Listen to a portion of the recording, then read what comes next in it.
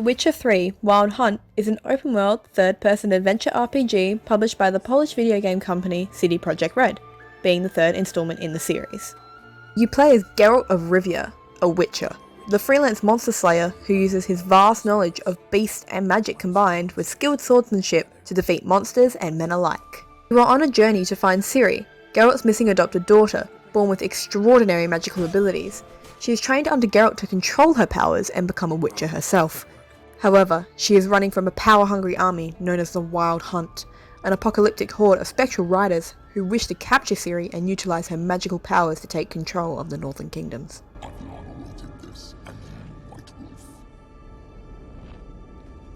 Throughout Geralt's journey, he is reunited with multiple characters from previous titles that assist him, such as Yennefer of Vengerberg. Though the game was released over 4 years ago, I am reviewing it due to its resurgence in popularity with Netflix's new show, The Witcher. I'm reviewing the PC edition of the game, though it's available on several other platforms including Xbox One, PlayStation 4, and Nintendo Switch. The graphics in this game are jaw-dropping, stacking up against releases of the same year, such as Fallout 4. I told them, I kept telling them. The Witcher 3 clearly comes out on top. CD Projekt Red created a dynamic and expansive open world which forces the player to pay attention to every single nook and cranny. As a player, I felt completely immersed in this fantasy world, enthralled by the vibrant sunsets, incredibly detailed character models, and realistic animations of the environment and characters around me. Each piece of armour and clothing is stunning to look at. My only complaint is that the lip syncing can sometimes be poor or lag in some cutscenes. The soundtrack is one of the most memorable aspects of the game. Traditional Scandinavian hymns add emotion as the player rides freely around fields and towns. Intense battle music builds tension and helps to pace the fast and responsive combat. Not only that, but the sound of the environment as well as the voice acting in the game is nothing but masterful. What happened here?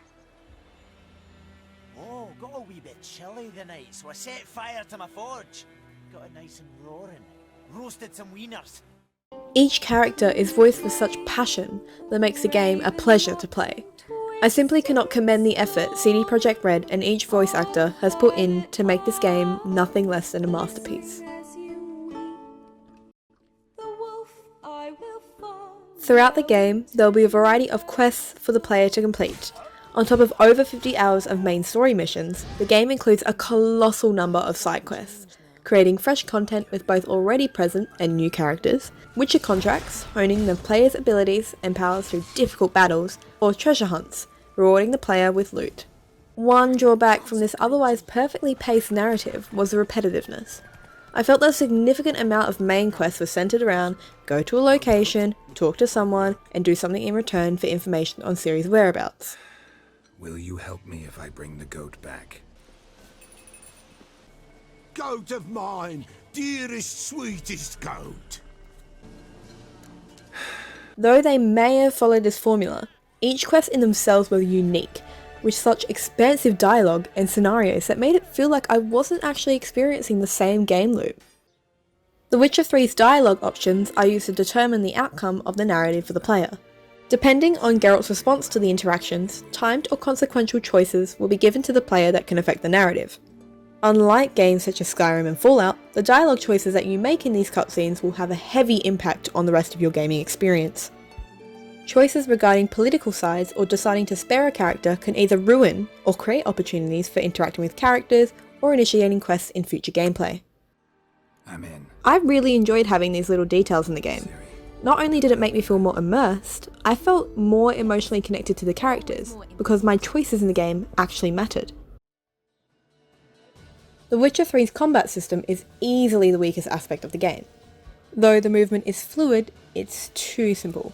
Click mouse 1 until the enemy dies. Also, Geralt is automatically restricted from basic movement in combat mode, such as climbing or running, which is infuriating. In the heat of battle, it was difficult to judge Geralt's ability to get down from a height. Geralt will, in a matter of meters, fall to his death.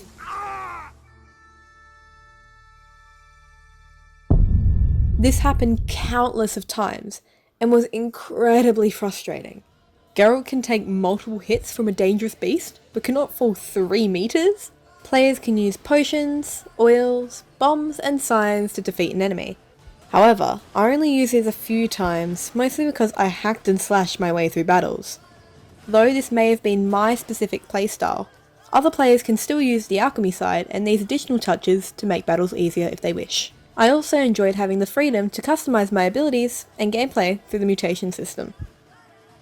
CD Projekt Red has set the benchmark for all RPGs immensely high with The Witcher 3: Wild Hunt. It is a must play for every gamer, regardless of their preferred genre.